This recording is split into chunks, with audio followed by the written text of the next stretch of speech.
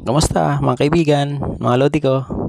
Eto mga lods, yung ating 2023 Sniper 155R. Sinubukan ko sa long rides. Pasig to Albay mga lods, halos 900 kilometers balikan yung tinakbo nito mga lodi. Tinapos ko nga muna pala mga lods yung braking period nito, bali 1,500. Nung umabot na ng 1,500, eto sinubukan ko na siya sa long rides. First time kong gamitin to mga lodi, yung Sniper 155R pauwi ng Bicol. Kasi nang dati, ang ginagamit ko yung dati kong motor. Umaalis nga po pala ako ng Pasig alas 3 ng madaling araw. Tapos doon ako dumadaan kasi dito taga Pasig ako, kaya doon ako dumadaan sa may Tanay papunta ng Pami hanggang doon sa may Lukban. Tapos labas na ako ng Pagbilao. Kasi kaya ganun ako kaaga umalis para iwas traffic. Tapos gusto ko yung umaga o kaya tanghali nasa papasok na ako ng Bicol mga lods. Katulad ng dati, eto solo ride na naman tayo mga kaibigan.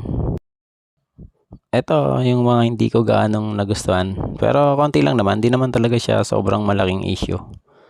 Unang-una yung headlight niya mga lods, mahina. May isang beses nga hindi ko nakita yung lubak. Kaya talagang kailangan pag gagamitin nyo sa long rides, kailangan mas advisable talaga na pakabit tayo ng mini driving light.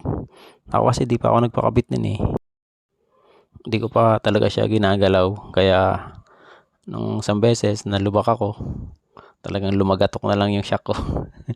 Kasi di ko talaga nakita. Pero actually di lang talaga isang beses, maraming beses ako nalubak. Hindi ko nakita yung lubak mga lads. Kaya kung gusto niyo talaga na maganda yung ilaw, pakabit tayo ng mini driving lights. Tsaka isa pa parang may konting wiggle siya mga lodi. Hindi ko alam sa inyo, pero yun, naramdaman ko talaga to rito sa aking Sniper 155. Yung konting wiggle niya, pero di naman ganun katindi. Konti lang naman. Tapos yung isa pa, yung parang minsan gusto mo nang magbagal dahil nga minsan may lubak, tapos gusto mo nang mabagal lang. Kahit na hindi mo pihitin yung silinyador, tumatakbo pa rin siya. Kaya kailangan mo talagang mamreno na para bang may sarili siyang buhay. Bahala ka dyan, basta tatakbo pa rin ako. Ito mga lods, di ko alam sa inyo kung naranasan nyo rin yan, pero ito talaga yung naranasan ko sa long rides. At ito yung pinaka-common, syempre sa sobrang layo ng biyahe, masakit sa puwet. Pero sana kung may extra tayong pera, palitan natin yung ating stock seat para mas talagang komportable tayo sa ating biyahe.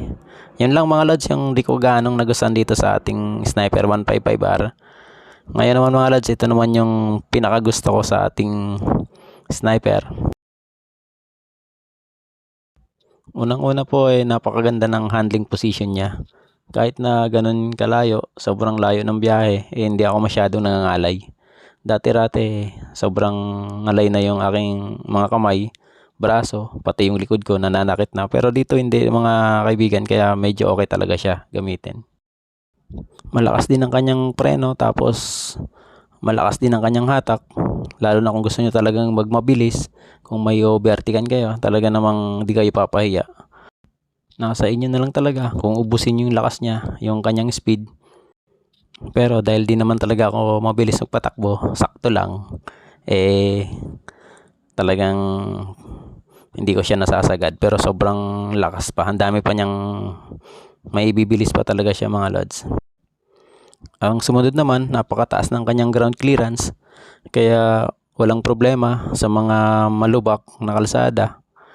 Hindi ka talaga sasayad, kaya okay na okay sa akin to. Napakalambot din ng kanyang silinyador. Tapos yung kanyang clutch, talaga namang dito ako bumilib dahil sa kanyang slipper clutch. Hindi mo na kailangan na bomba-bombahin dahil sa kanyang assistant slipper clutch, kaya talagang swabe yung iyong pag downshift. Pwede nyo rin gamitin mga lodi yung kanyang hazard light. Isa pang the best sa'kin dito mga lodi, yung kanyang passing light, lalo na kung overtake kayo sa malalaking sasakyan, sa mga truck o kaya bus, magamit niya talaga yung passing light. At isa pang pinaka the best dito mga kaibigan, yung napakatipid niya sa gas. Hindi katulad dati sa gamit ko, talagang napakalaki ng diferensya. At dahil na rin sa kanyang BBA technology, kaya mas lalo siyang tumipid mga lods. At sa kanyang lapad ng gulong, wala kayong pangamba sa mga bankingan. Akala mo naman, galing ko bumangking. Nakikibanking lang ako mga kaibigan, kaya nakikiuso lang din. Akala mo naman napakagaling, di naman. At isa pang pinaka the best, yung napakapogi talaga niyang tingnan mga lodi. Ang ganda talaga ng forma niya, ng ating sniper. Kaya halos kahit na minsan may napapatingin talaga sa'yo, hindi na iwasan na may susulyap talaga sa ating sniper dahil sa kanyang forma. Tsaka astig na forma talaga mga kaibigan. Kaya para sa akin mga lods, talagang napaka-komportable gamitin ng ating sniper sa long rides. Hindi lang sa city driving. Pero sana nilagyan nila ng ABS para kumpleto na. Saktong-sakto na yun mga kaibigan. Pero ganun pa man, overall, talagang okay na okay. Solve ako dito mga lods sa sniper sa long rides. Okay po, mga kaibigan, mga lods, maraming salamat sa panonood. Sana nagustuhan nyo. Ingat kayo lagi sa lahat ng biyahe nyo. God bless. Ride safe. Salamat po muli.